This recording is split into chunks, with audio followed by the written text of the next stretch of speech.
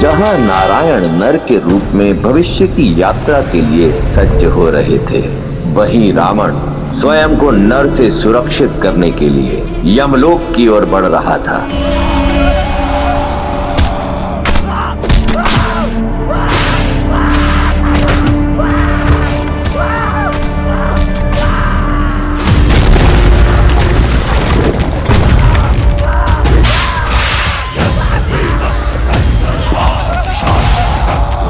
यम, कहाँ हो?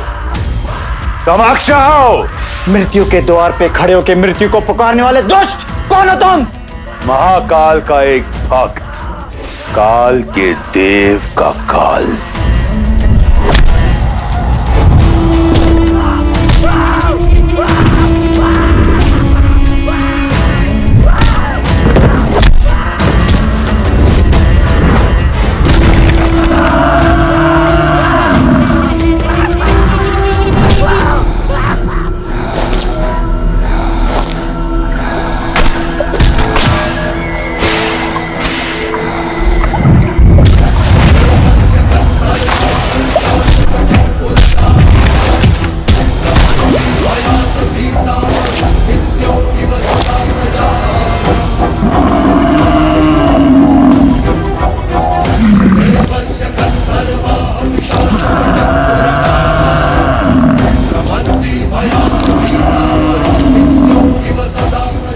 लौट जाओ दशानन।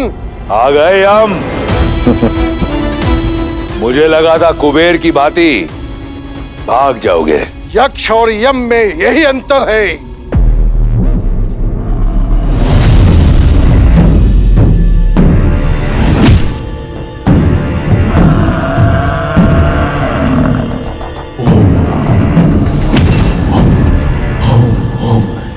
काल को ललकारने वाले अकाल मृत्यु को प्राप्त करते हैं।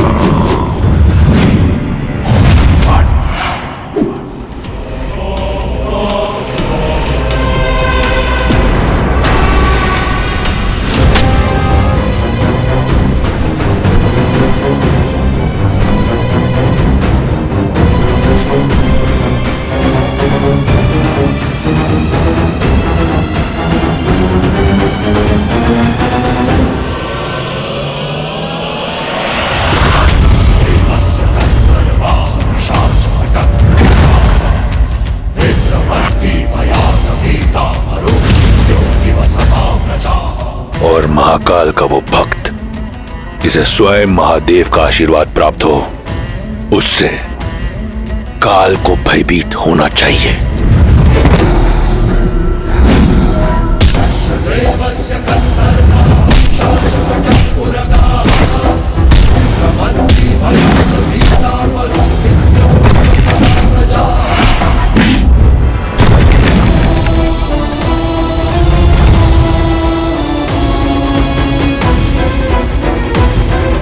मूर्खता मत कर रावण।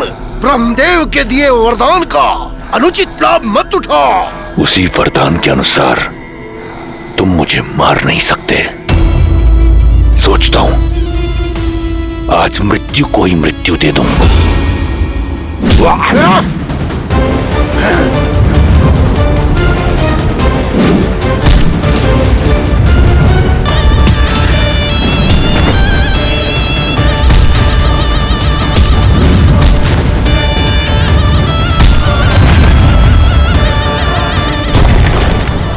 यम, सावधान।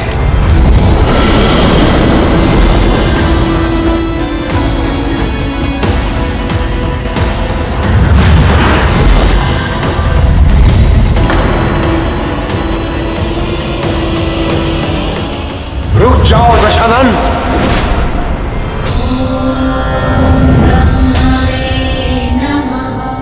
आप धर्मराज हैं यम, भूल गए इसकी मृत्यु आपके हाथों नहीं है।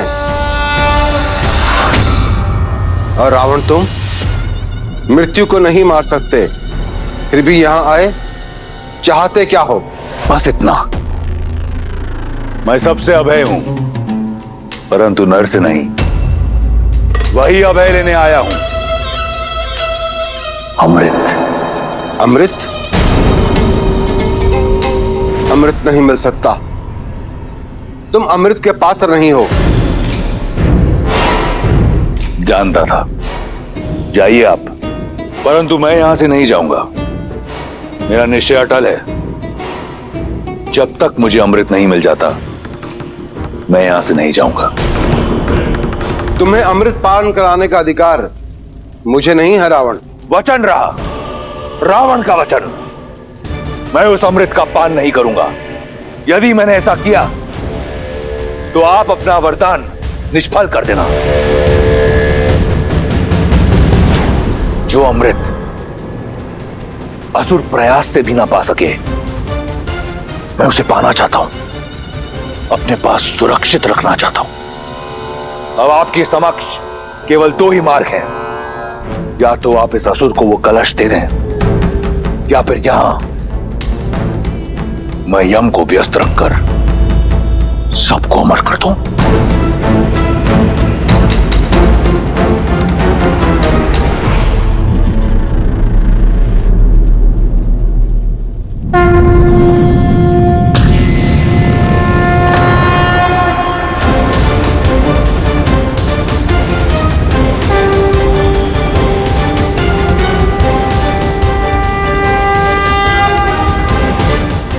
उत्तम,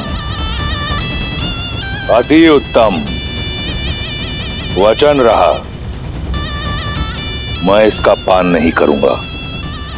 यह सर्वदा मेरे साथ सुरक्षित रहेगा।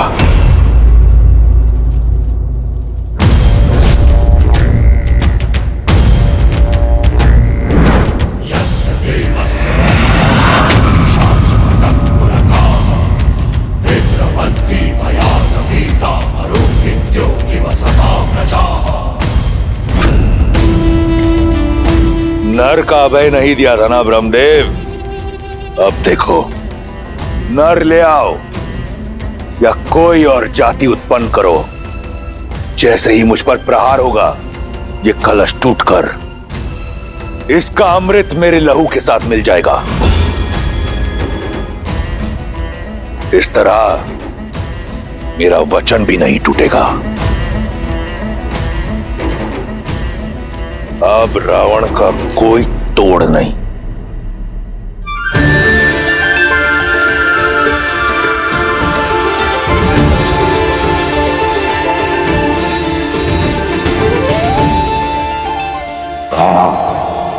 आकाश में घुलता यह हरा रंग इस बात का प्रतीक है कि राजकुमार गुरुकुल से अयोध्या के लिए प्रस्थान कर चुके हैं।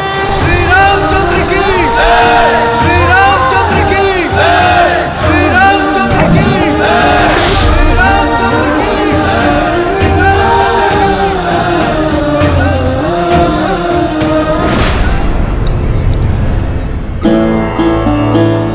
वर्षों से प्रतीक्षा थी एक क्षण की, वो आ ही गया।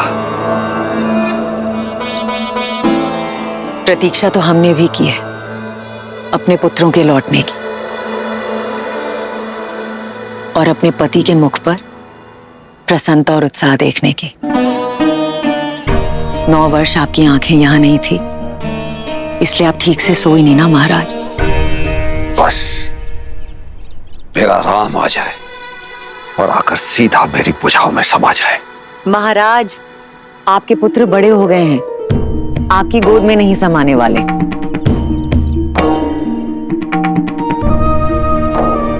हम तो ये भी नहीं जानते कि हमारे पुत्र दिखते कैसे हैं महाराज। ये निर्दयी समय कितने वेग से दौड़ता है ना। अपने नन्हे मुन्ने आंखों के तारे भेजे थे हमने गुरुकुल, और आज जो लौट कर आ रहे हैं वो अयोध्या की प्रजा की आंखों के सूर्य हैं। कितनी आशाएं, कितने दैत्व बंधे हैं राम से। आज के पश्चात राम का जीवन सदैव के लिए बदलने वाला है। क्या जाने नियति हमारे पुत्रों को किस ओर लेकर जाएगी। किंतु